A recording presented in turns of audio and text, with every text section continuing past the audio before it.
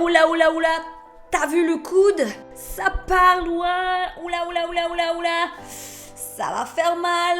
Tu es hyperlaxe du coude et on t'a souvent dit qu'il est nécessaire de maintenir une légère flexion pour le protéger.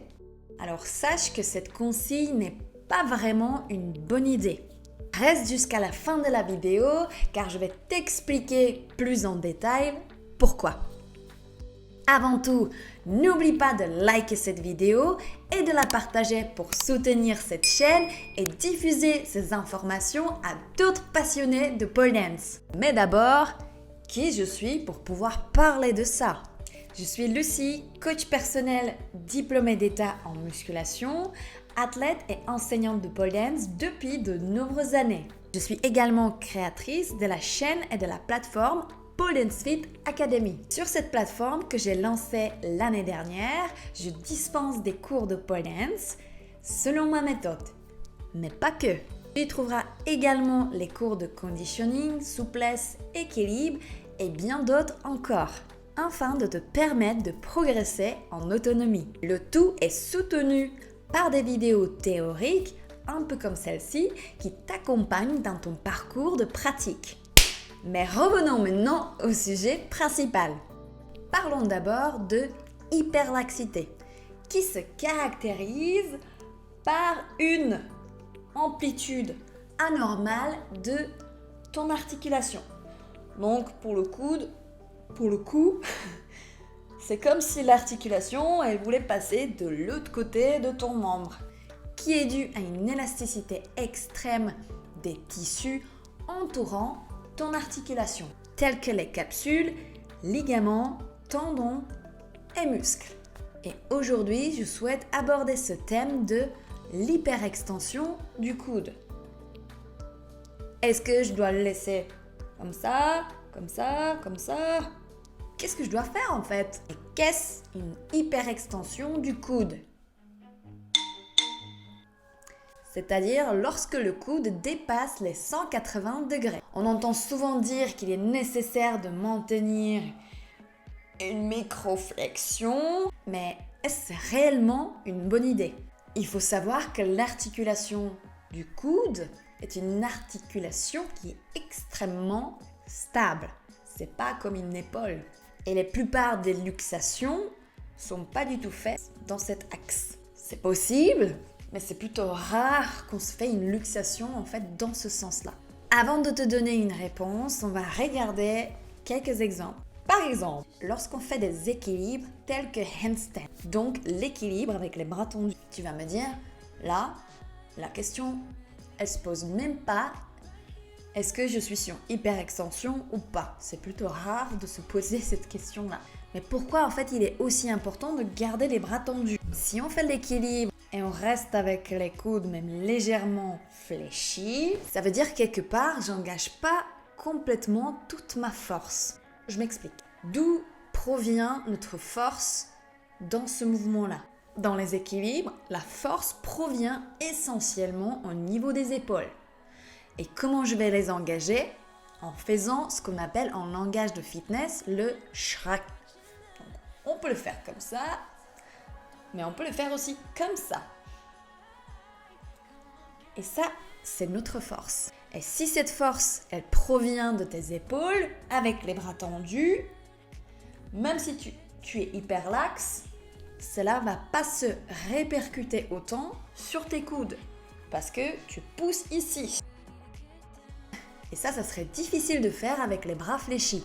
Donc il est essentiel de garder les bras tendus, même si tu es hyperlaxe du coude, et bien pousser avec tes épaules vers le plafond, ou plutôt vers le sol, dans le sol, pour les engager afin d'éviter de faire reposer tout le poids de ton corps sur tes poignets notamment, et même aussi sur tes coudes. Donc, ce qu'on fait, c'est qu'on essaye de rapprocher les épaules au plus près des oreilles. C'est quel est le rapport avec la pole?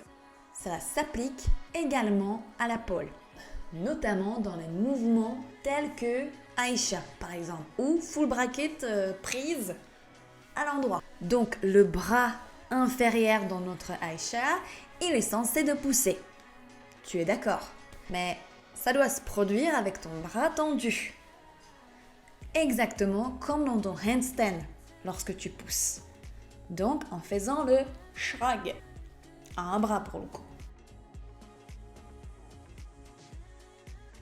Car cela permet d'appliquer cette force au niveau de l'épaule et soulager ton articulation du coude, mais même le poignet. Et toute cette force-là, tu dois équilibrer avec ton bras supérieur qui doit, lui, tirer simultanément pour équilibrer les forces dans ton Aïcha.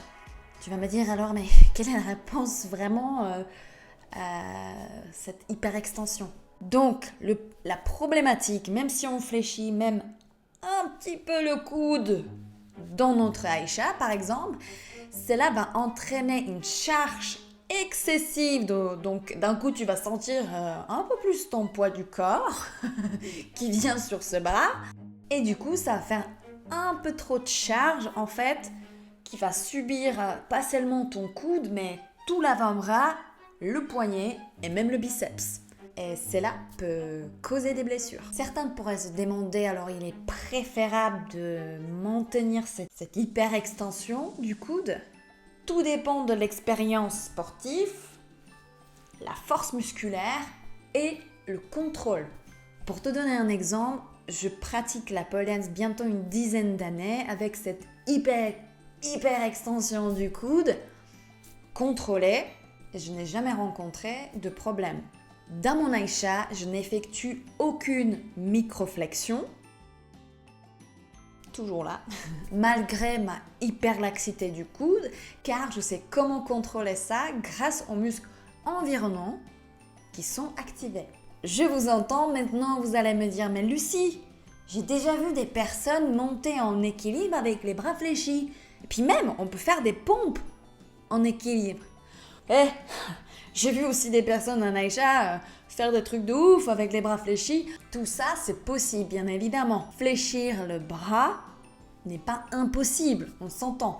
Là, ici, je te parle vraiment d'une microflexion dans la position en statique. Fléchir le bras n'est pas impossible, mais cela devient beaucoup plus difficile. Ces mouvements que tu vois en force, en faisant l'équilibre, ou même des pompes en équilibre, monter handstand en équilibre, ou faisant des mouvements plus dynamiques ou en force depuis Aïcha ou depuis les transitions ou l'Aïcha intégrée sont réservées aux personnes qui ont vraiment beaucoup de force et qui sont très expérimentées. Par contre, c'est les mouvements qui sont 2 fois voire 3 fois plus difficiles.